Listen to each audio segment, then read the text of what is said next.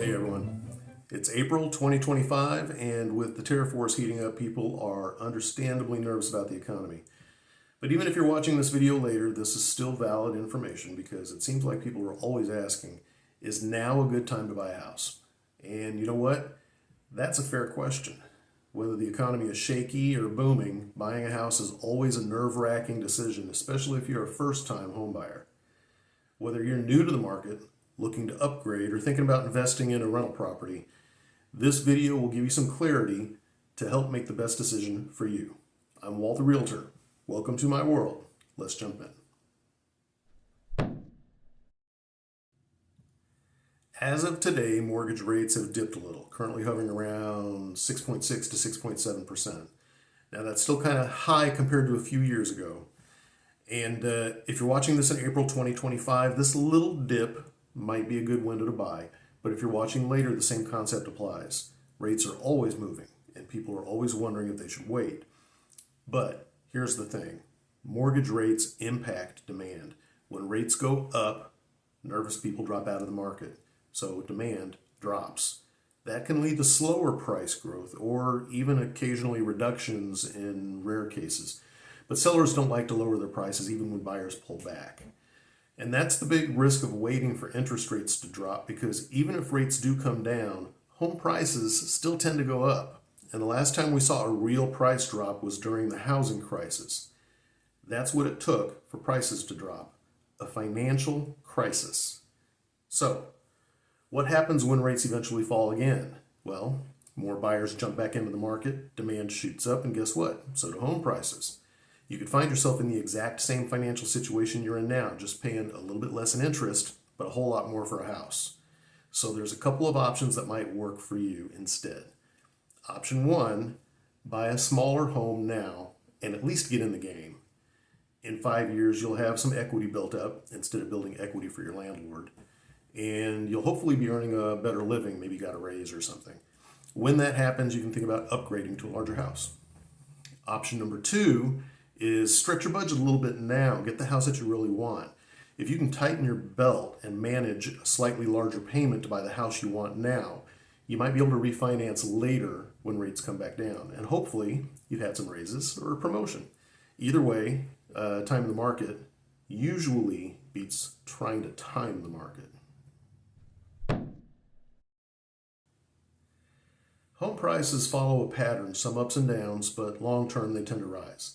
Kind of like the stock market. Unpredictable in the short term, but consistent growth over time.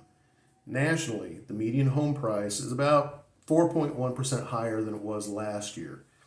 Now that might not sound like much, but at that rate of growth, a $250,000 house would cost $260,000 after a year, then $271,000 after 2 years, and then $282,000 after 3 years. If you owned that house, that's $32,000 in equity growth in 3 years. Now, in Springfield, Missouri, where I work, prices have been a bit more stable recently. Right now, in April 2025, the average list price is around $260,000, same as this time last year, which was April 2024. But in 2023, it was closer to $230,000. So even here, where the market's calmer, that's $30,000 in equity growth in 2 years. When that happens, it's better to own a house than to hope to maybe buy one someday.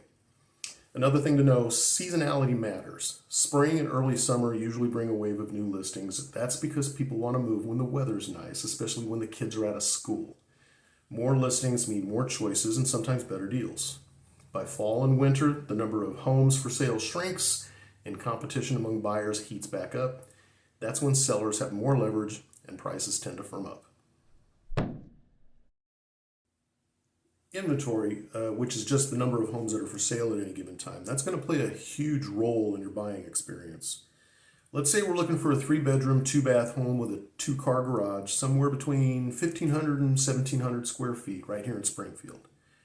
As of right now, in April 2025, there's 23 listings that meet that criteria, and the prices range from $224,000 up to $325,000, with an average list price around $265,000. At the lower end, one of those homes really needs new carpet and a coat of paint, and a couple of them could stand to be updated, but The other homes on this list, they're all really nice. At the top end, there's a super nice home. Fancy lighting, high-end floors, great kitchen, but at the end of the day, it's still a 3-bedroom, 2-bath home on a residential lot, and it might not get many showings just because of the price. The point I'm trying to make is those 23 sellers are competing with each other, and the ones that are priced competitively will probably get the most visits, and those houses will likely sell. The others might stagnate. As a buyer in this scenario, you get the benefit of having a lot of homes to visit and a good amount of bargaining power. But imagine if we were trying to look for that house in November. Instead of 23 listings, you might only find 7 or 8. With less inventory, there's less selection and probably fewer deals. And that's how the time of year affects inventory, which affects you as a buyer. More homes for sale means more negotiating power for you.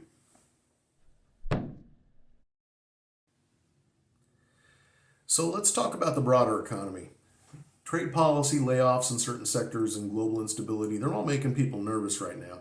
And nervous buyers tend to decide to wait things out. But real estate is surprisingly resilient. People move whether the market's good or bad. Relocations, job changes, divorce, retirement, downsizing, upsizing. Life doesn't wait for perfect timing. So, if you're in a stable job, in a stable industry, don't let general uncertainty hold you back. These are often the best times to buy because those nervous people who dropped out, they're not out there competing with you now. On the flip side, if your income or your job is looking a little iffy, it's okay to wait, but get ready. Check your credit rating, start paying down your debt and saving for a down payment, and start researching neighborhoods and school districts. When things start to look more stable for you, you'll be ready to go.